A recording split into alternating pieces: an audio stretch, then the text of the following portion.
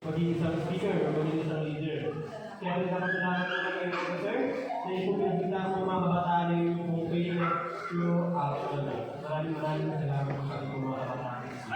Moment, we would like to take this opportunity to appreciate the individuals whose God uses to use instrument throughout our youth of the year. Tunay po na bawat gabi kayo ay nagbabahagi ng salita ng Diyos, kami ay nai-inspire, natatalik at mas napapalapit sa Kanya. Your message will not only speak to our minds, but also touch our hearts and strengthen our faith. Bilang pasalamat, we would like to present this certificate of appreciation as a simple token to our gratitude for our time, effort, and willingness to serve the Lord and His people. Ayan. Hayaan niyo po akong basahin ang citation ng ating pong Certificate of Appreciation for our speakers. This certificate is proudly presented to Brother Linan Calobe Jr. for his dedicated service as a speaker during Youth Week of Prayer with the theme Communion in Action, held on April 12 to 17, 2026 at Phase 2 Bagong Sinang 70th Adventist. His message is titled Prayer in Action, and his commitment to sharing God's Word have been a great blessing and inspiration, encouraging the youth to strengthen their prayer life through consistent practice and faith. May the Lord continue to bless his life and ministry.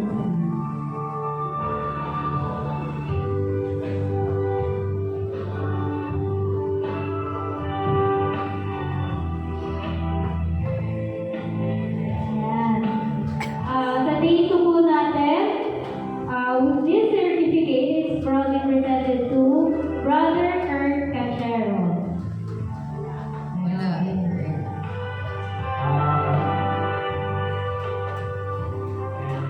Sa ating day 3 naman po ay this message entitled Sabbath School in Action, and his commitment to sharing God's Word have been a great blessing and inspiration, encouraging the youth to transform their study into service and their fellowship into mission. Tinatawagin po dito sa harap si Brother Josh Ivan Pereda.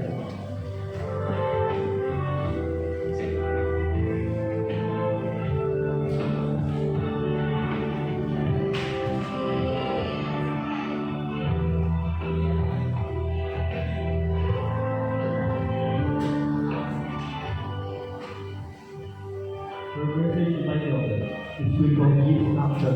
Your commitment to sharing God's Word have been a great blessing and inspiration, encouraging the youth to discover and utilize their God-given talents for building of His kingdom.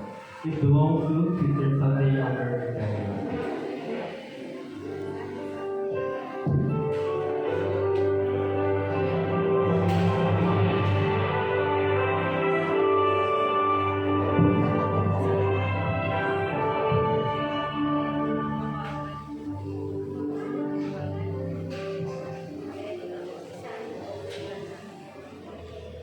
Ayan. For our day 4 po, her message is titled Digital Ministry in Action, and her commitment to sharing God's Word have been a great blessing and inspiration, encouraging the youth to use modern technology as a powerful tool for spreading the gospel in a digital age. May the Lord continue to bless her life and ministry. Tinatawagan po si Sister Janelle Rain Luigi. Thank you.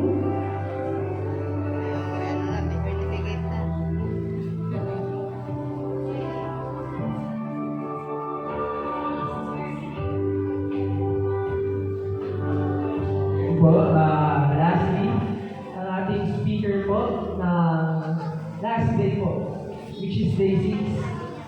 Her message entitled Youth Movement in Action, and her commitment to sharing God's Word have been a great blessing and inspiration, encouraging the youth to live with courage and to be driving force of God's Word today. Tinatawagan po natin ang aming advisor po sa AY Department po, si Elder Thea Eros.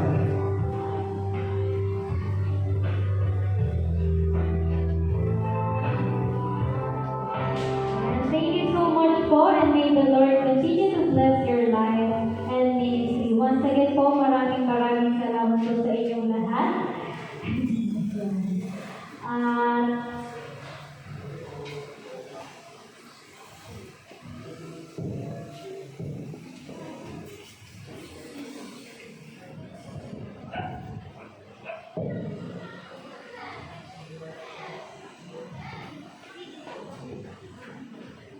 At ang inyo pong part po ng AYN Department, kayo po ay napasalamat po sa oras po na inyo pong ibinigay po sa amin, sa ating pong day 1 to day 6, ng ating pong community in action.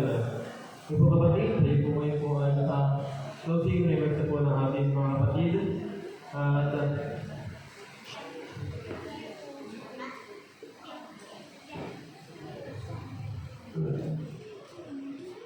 ating pong remark ngayon ay tayo po mga ating in action. Tayo rin po ay pakunan po natin pong closing prayer po ni Elder Lea. At muli po, napasalamat po kami, yung po tayo po oras sa pagdalo.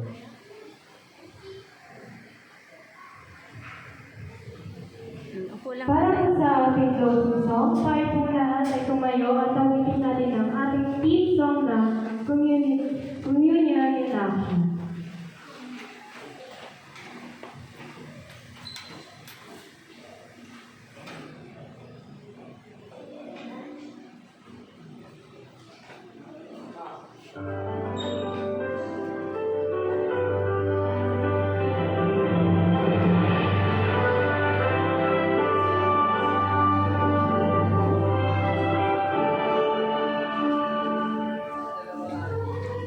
In